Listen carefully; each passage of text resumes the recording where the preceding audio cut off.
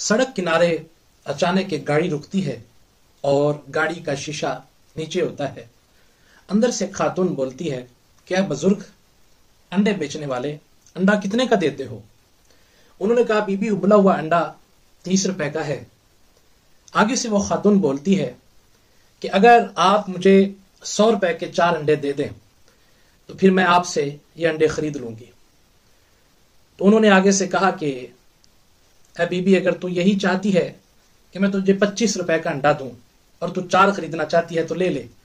چلو گاہک تو ملا.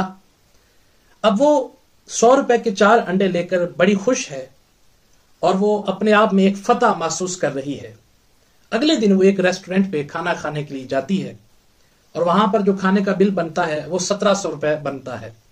تو وہ اپنے پرس سے 2000 روپے نکالتی ہے اور ویٹر کو پکڑاتی ہوئی کہتی ہے کہ کیپ دا چینج، یعنی کہ باقی 300 روپے آپ رکھ لیں. اب اندازہ کیجئے کہ ایک دن پہلے وہ عورت صرف 5 روپے کی خاطر بزرگ سے جھگڑا کر رہی ہے اور اگلے دن وہ ایک ریسٹورنٹ پہ 300 روپیہ دے کر جا رہی ہے. ہاں، آپ یہ کہیں گے کہ وہ ویٹر کی خدمت ہے یا ویٹر کی ٹپ ہے، لیکن بات میں صرف اتنی کہنا چاہتا ہوں کہ حضرت جو روڈ پر حلال رزق کی خاطر چل رہے ہیں ان سے بحث نہ کریں. رکشے والے سے بحث نہ کریں، 10 روپے زیادہ دے دیں، 50 روپے زیادہ دے دیں. آپ سبزی والے سے بحث نہ کریں، 10 روپے زیادہ دے دیں، 50 روپے زیادہ دے دیں.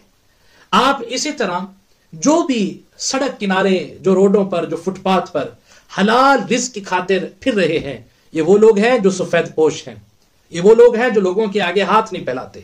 یہ وہ لوگ ہیں جو لوگوں سے مانگتے نہیں ہیں. یہ وہ لوگ ہیں جو چور نہیں ہیں. یہ وہ لوگ ہیں جو ڈکیت نہیں. یہ وہ لوگ ہیں کہ جو غریبوں کا، مسلمانوں کا حق نہیں کھا رہے. یہ وہ لوگ ہیں جو خون پسینے کی کمائی کھا رہے ہیں. حضرات، احباب ذی وقار، سامعین کرام، ناظرین کرام، اگر ہم نے معاشرے کو بدلنا ہے تو پہلے خود کو بدلنا ہوگا اور ان چیزوں پر توجہ نہیں دینی کہ جن کی کوئی اہمیت نہیں ہے. مجھے بتائیے 5، 10 اور 20 روپے یا 50 روپے یا 100 روپے کے سے زیادہ یا 100 روپے کے ساتھ آپ نے کیا کر لینا ہے اور آپ نے کیا بنا لینا ہے. لیکن ممکن ہے کہ اس 100 روپے سے، اس 50 روپے سے اس کے بچوں کے لیے روزی کا سماں پیدا ہو. اللہ تعالیٰ آپ کا حامی و ناصر ہو. آمین.